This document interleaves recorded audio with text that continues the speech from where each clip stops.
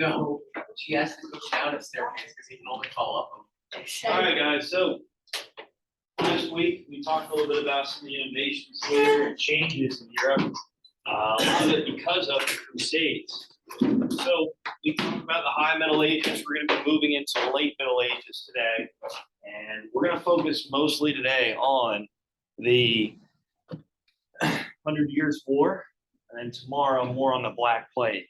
So I'm thinking Wednesday we'll have a review, Thursday test, okay? And then Friday, since it's a half day, we'll probably just go over the test. I'm sure everybody's all on the same page, and that'll be it. So I will have your grades in pretty quick. But until then, I have an assignment for you on the Black Plague. I'll put that out tonight. Well, today for you guys in class. And then I'll have your study guide out for you, along with the vocab and notes assignment. All you got to do is just really attach your vocab, and attach your notes to the assignment, and I'll give you points for it. So that shouldn't be too hard. That should be already finished up and done. We will have a couple terms today, but that's it. I'll finish it off. All right, so describe how the Crusades brought innovation and change to Europe during the Middle Ages.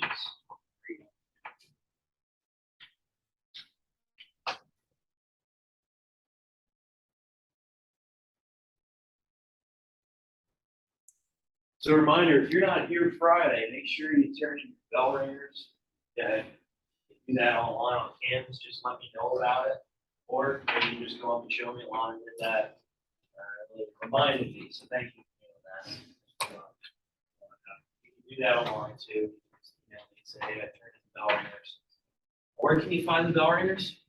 Vocab, the notes. If you're not here. Why? YouTube. Yeah, on my Canvas page, YouTube. While you're there, you might as well like and subscribe. Yeah. Dropping merch soon. Yeah, drop. If he drops merch, I'm buying. Yeah. Oh, yeah. Oh, it is Wyatt now. Leah Yeah. and Wyatt. Is that Yeah. Leah and Wyatt? That's right, Leah. Okay. Wow, you gotta say something. Her name is Mom. I said it. I'm doing fine. Just paying it forward. Oh, man. Austin's All right, so Leah, you know where to find the current event one? Okay, Wyatt, you know where to find it? We'll have that for Friday, so we'll do that right before we go over the exam then. Because it's a half day. Awesome.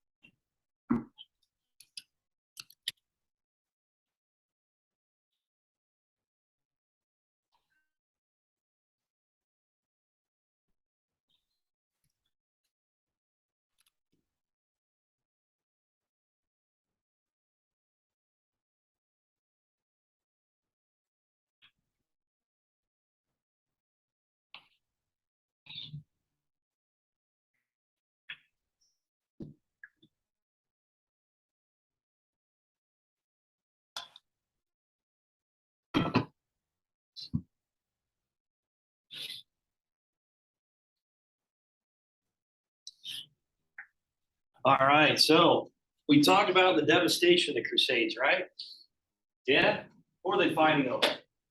What are they fighting over? Who was all about it? Who initiated it? So let's start there. We gotta review a little bit. Go ahead, Austin. The Pope, what was his name? Francis the Third. What? Francis the Third. No.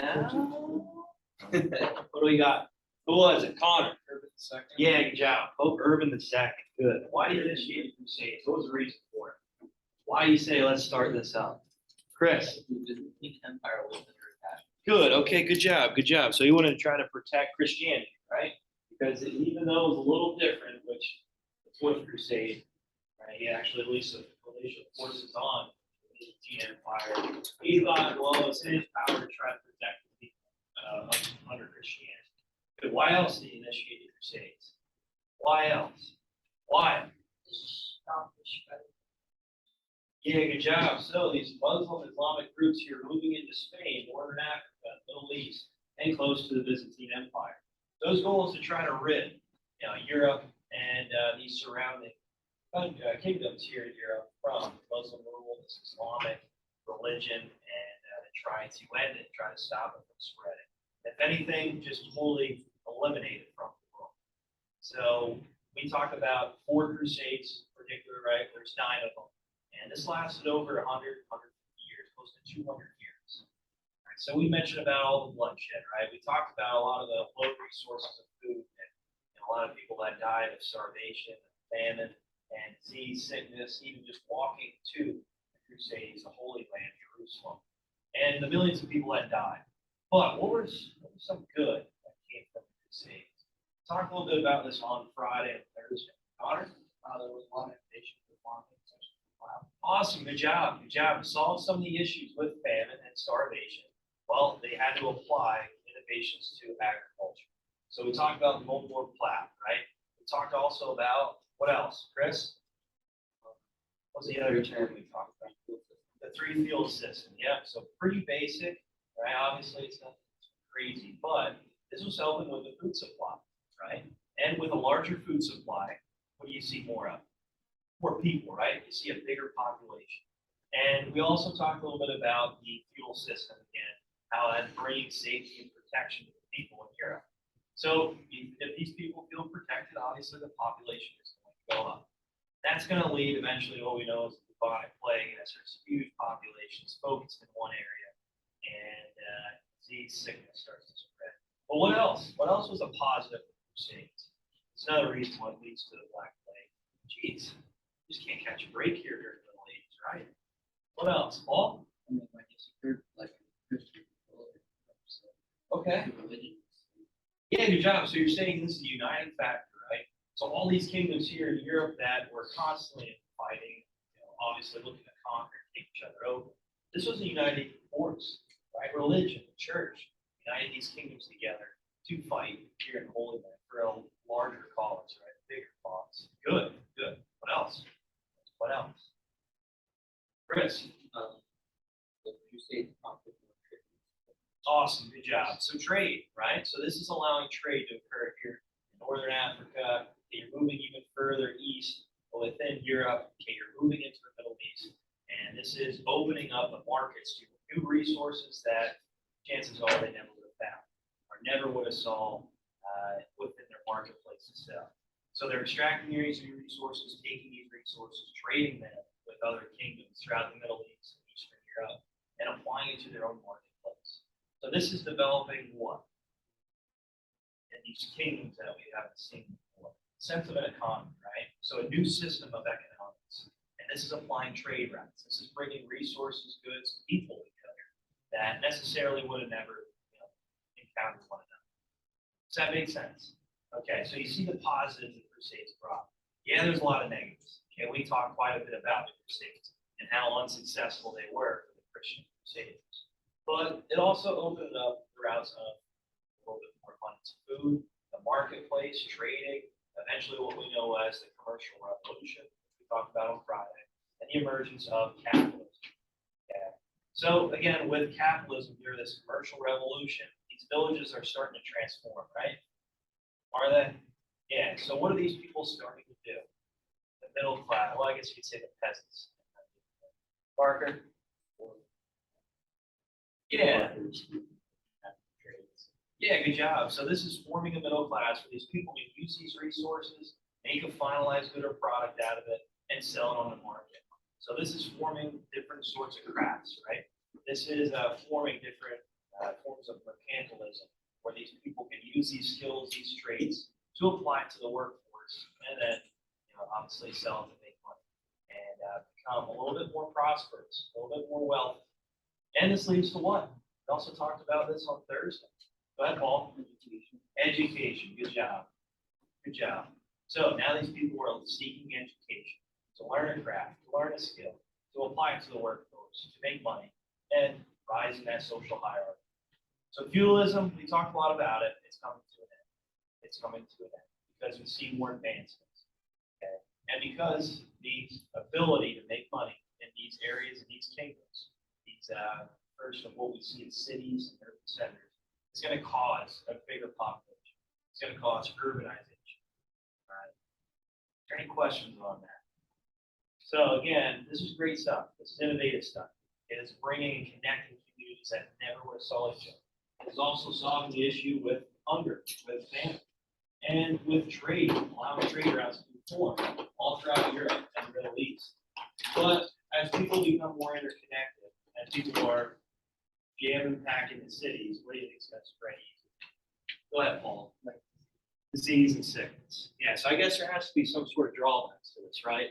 Yeah. And you think people lived clean during that time? Do you think they were really focused on cleanliness? No, not at all. Not at all. We'll talk quite a bit about that here today and a little bit more tomorrow. But here are your terms for today. This is it. This is the last of the terms. So like I mentioned, once I post these terms and I post the assignment for the vocab, all you have to do is either take a screenshot of your vocab terms and post them onto the assignment, or what you could do is use the Google Doc and share it with me. Make sure you share it with me. Yeah, I'll post that probably tomorrow, and then it's just an easy click and attach it, the assignment, and you're good. You're good. Isn't that nice? We'll have it's homework. We do it in class. Help you out. Not as much homework.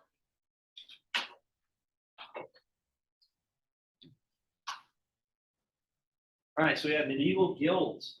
Joan of Arc. Okay, does anybody know who she is? No? Ever hear of her? Wyatt, have you? Okay. You ever watch the Bill and Ted movies? Really? Okay, she's in those movies. The 100 Years' War and the Plague.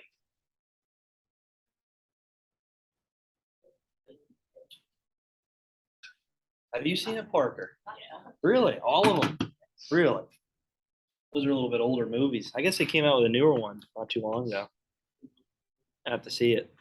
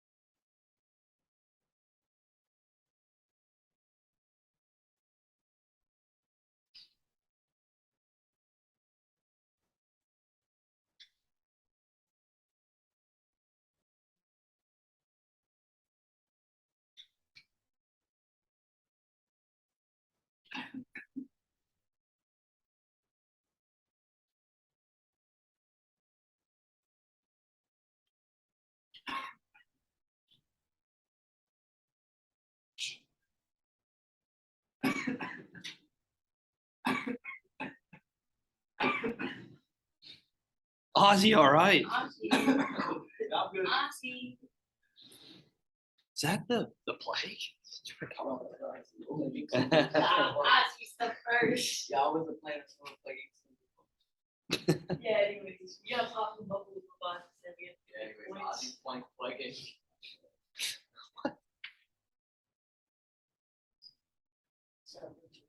All right, give you guys a couple more minutes here to finish up. You have to watch it. A little bit, it was like 8 to 1 smart. Stop.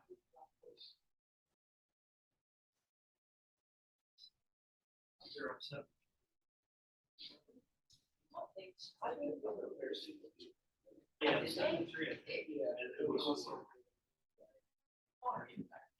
Yeah, so much. What? All right, so it's weird. This kid. Hey, don't worry about that.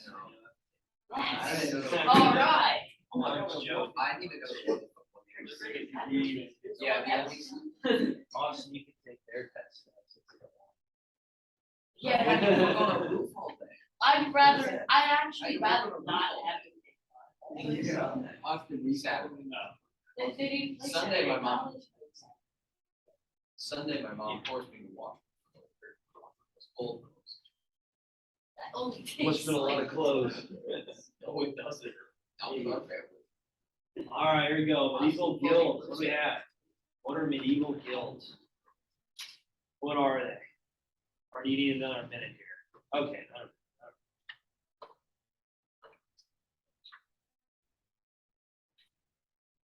Basically, college, it was like 2 interesting games on Saturday. Everything else was kind of a blowout. My Miami Hurricanes game. Oh. College. Oh. It would've been What's up, different. Austin? Can I still take the test? No, I would rather be taken than it. You know what? I'm not even gonna purposely fail. You're still gonna fail. No. I'm gonna use yours and Connor as the practice tests. I'm gonna take. Answer all A's for Connor, all B's for my, all C's for yours. I'll learn off the mistakes in the first two. I'm sorry.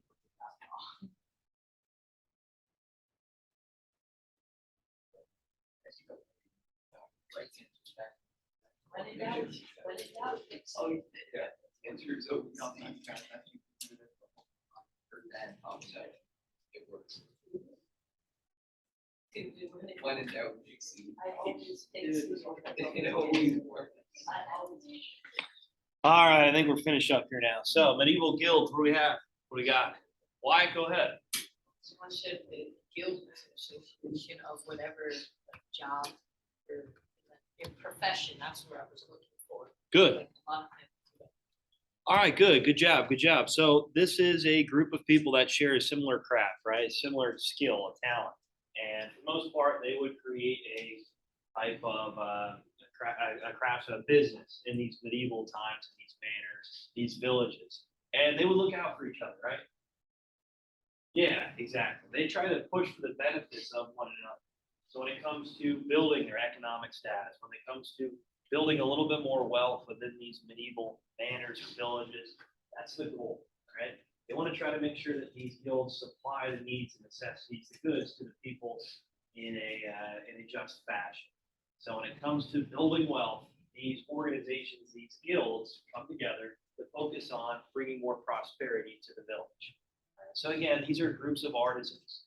These are groups of craftsmen that work hand in hand to try to enhance the village, to innovate, become a little bit more successful when it comes to building wealth, and overall bringing in more customers, right? You have more crafts, obviously there. If you have more production, more businesses, chances are the population is going to get bigger. The dependency on your medieval guild, your craft, your business is going to be stronger, still allowing you to build more wealth. Okay. All right, Joan of Arc. She. Who was she? Chris, go ahead. She played a critical role. Yeah, good job. How so? I didn't find that. Oh, okay. All right. Go ahead, Paul.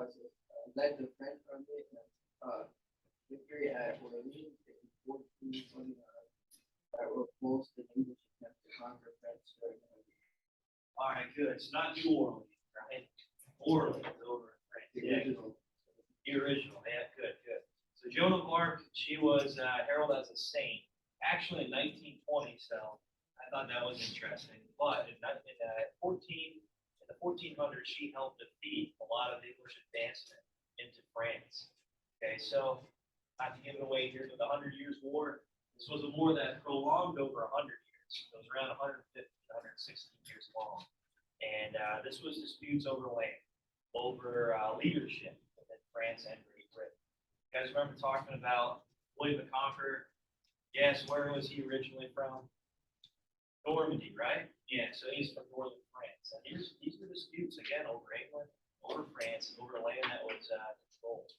And it was kind of pushed off for a little bit, right? So that's why it prolonged for over 100 years, because there's a lot of issues emerging in Europe, like the Black Plague. Okay, the Crusades obviously didn't help so much, and a lot of it too because of these new forms of advancements in weaponry and technology. So overall, the 100 Years' War, it took quite a bit of time, right? And the reason for it, because there's a lot of issues that emerged during the time period that prolonged it even longer. But Joan of Arc, yep, she was a saint. She was a peasant woman that actually came to the king. His name was Charles VII at the time. And he or she actually presented to him, hey, I got a message from God. I'm going to lead a group of soldiers to try to take back Orleans. Charles was like, oh, well, I'm not going to argue against this. This must be something that is a prophetic message to me. So he actually gives her control of this army, and they actually take Orleans. But does anybody know what happens to Joan of Arc? Poor Joan of Arc. Go ahead, Amelia. She gets burned at the stake. Oh my gosh. How'd that happen, you know? With fire. Well, yeah. They burned her with water. No way. Dude, their technology must have been advanced. Sort of. So eventually she will be captured by the English. And she, obviously at the time, they built armor, any type of clothing for women to go out to battle. No, so she was wearing mail and fire. And obviously the English were upset with her because she really went for ladies. Like, oh, this is heresy. You are dressing like a man. Burn her at the stake, kill her. That's what happened. Poor Joan of Arc. Poor Joan of Arc. All right, the 100 Years' War. What do we have here? I just talked a little bit about it already. What's the 100 Years' War? Go ahead, Alana.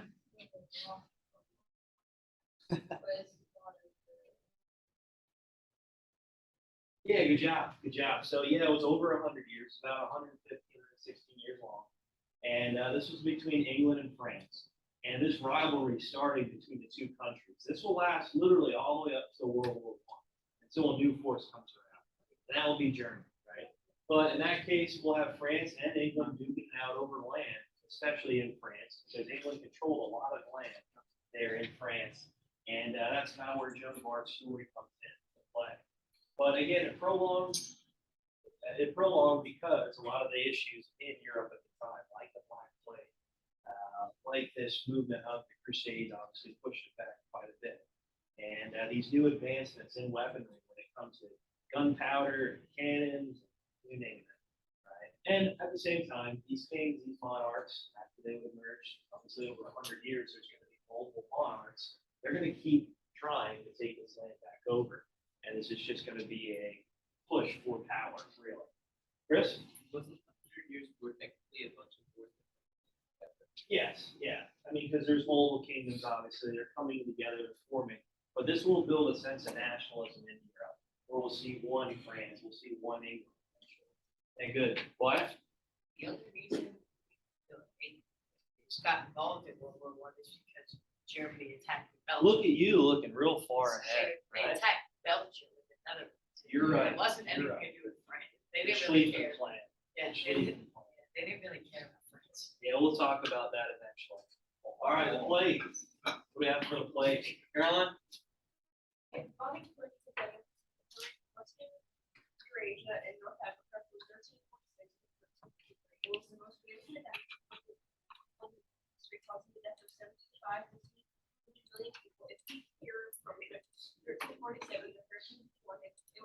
by the years, your Eastern bacteria, which was spread by fleas on worms, like rats, it was a bubonic disease. All right, good job, good job. So it came fleas on rats, right? But there were actually three waves of the plague. One occurred right around the start of the early Middle Ages, okay? And there was also another variant that was big, it was wide scale, even larger than the first variant there. That happened, what we're talking about here, the high Middle Ages, the 1300s, moving into the 1400s, which killed millions of people, okay, over a third of the European population. And some of the symptoms of the plague, which you guys will read about here, when it comes to really just, obviously, people becomes disoriented, causes people to become tired, also loses circulation to your limbs, to your fingers, so they'll eventually turn black. So a lot of times it's your toes, your fingers, eventually your feet, your hands. And yeah, a lot of the doctors at the time would try to, they dress up weird. They would actually dress up, they look like a large bird in a way. And the reason for it is because they want to try to scare the sickness out of you. And a lot of times they would amputate people, like cut people, and bleed them out, which a lot of times you think they were cleaning the utensils much. No, so that even caused even more sickness, disease to spread. And just poor practices by these doctors caused the plague to spread even more when they were trying to help. Why? Okay, so the reason why the plague doctor outfits even worked, now they originally thought it was because of smell. Yeah. That's how it Yeah. spread it. Okay. So they stuck like a bunch of herbs and stuff in like from the beak, and the herbs and stuff stopped Right in there. from yeah. hitting. That's how it worked. Okay. But also to scare them too. Yeah. Yeah. Caroline? The Black Plague still exists today. It does. From what I remember, there have been 2 reported cases and a more recent case lately. Some man in China got it. Yeah.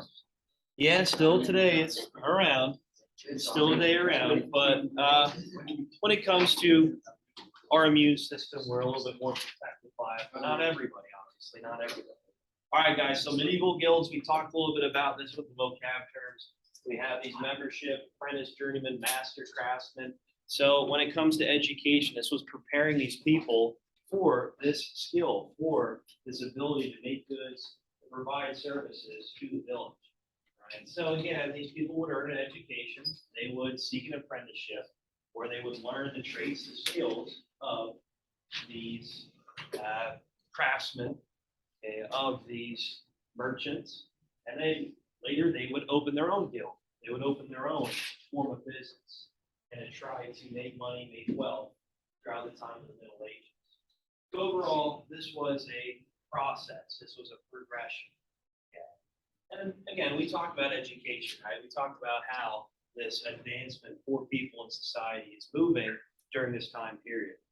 And we see a little bit more of a kickback against the church, again, because of the Crusades, right? Because of the damaging effects of the Crusades.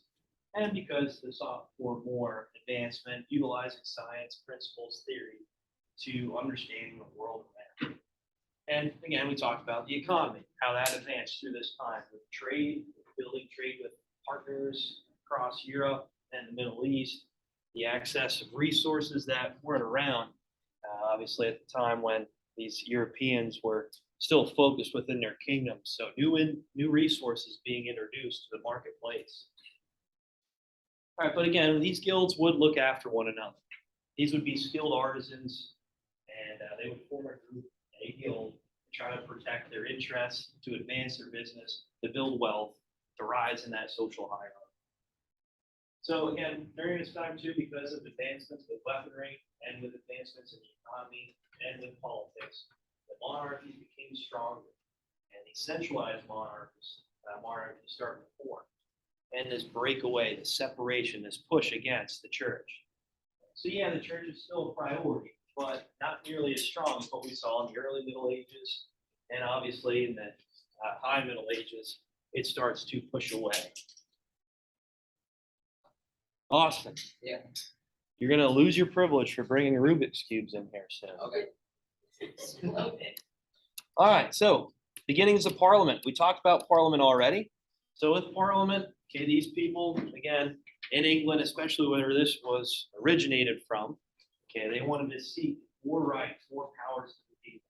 And with these monarchs, okay, obviously they were clinching onto a lot of power. And the goal was to make sure that we have some sort of stronger class system in England. And to make sure that there are people obeying the rules of the monarch, obeying the rules of government. Well, you need to give them a little bit more rights. You need to be a little bit more of a government that shares the values of the people. So this eventually leads to the creation of Parliament. Yeah, the king would appoint the people of the higher class, of the higher nobility here, what we know as the House of Lords. So this would be your artisans, this would be your wealthy individuals, this would be people that reside in the church, okay, that were sought to be a little bit more experienced with life, to be a little bit more sophisticated, knowledgeable of the world around. And then the House of Commons, this is more of your lower class, or more of your middle class, sorry, and what we know is your knights, okay, and more of your artisans as well, where these people would rise through the social hierarchy, this economic hierarchy, with these businesses, with these guilds, and they would have a say in government. So again, protecting the rights of the people. So at the time, at the start here in the 1400s, 1300s, a lot of these people would be appointed by the king. But later that will change, where these people would be elected by citizens. So these elected officials viewing the interests, the opinions of their own. So a representative form of democracy. All right, I think we're good with Parliament. We talked a little bit about that already, okay? So much like what we see here in the United States with Congress, we have the Senate and we have the House of Representatives. But in England, we have the House of Lords and the House of Commons. All right, you guys good with that? Okay. All right, so the 100 Years' War, last thing I want to talk about. I do have that assignment for you, but I might just post it for you at the start of class tomorrow. I'll give you time to work on it then, and we'll go over it. How does that sound? So then you don't have homework. It might be the best. All right, so the 100 Years' War, I talked a little bit about it with the vocab. So war between England and France spanning over 100 years. Okay, again, the plague kind of prolonged that. And the new advancements in weaponry, this kind of just pushed this war constantly. So this new emergence of weaponry would appear, let's say with gunpowder, with cannons, and then England and France would try to apply it to the battlefield. It's like, oh, we just developed this new weapon. I know how we can test it out. Let's just shoot it at England, shoot it at France. Let's just test out our willpower, test out our military power. And it was just constant battle, constant struggle for land, for power within Europe. All right, like I mentioned, Joan of Arc was one of the biggest names of the 100 Years' War. So if you ever research this, that was probably one of the biggest things that would come up because she was a peasant woman. Again, women at the time didn't have rights, didn't have power. And at the same time, you got to think a peasant, a lower class, right? How she led an army and led a group to take over Orleans. Pretty wild to think about. As you can see, Orleans is right there below Paris. And she pushed off the English advancement there in France. And she rose to a significant power, or should be recognized as a saint in the year 1920. So the French hero. All right, is there any questions on the 100 Years' War? So tomorrow we'll focus more on the plague. I'll have a reading for you. Okay, you'll read through it. You'll answer a few questions. We'll go over it. We'll talk it over. I'll post a study guide. How about I post it tomorrow?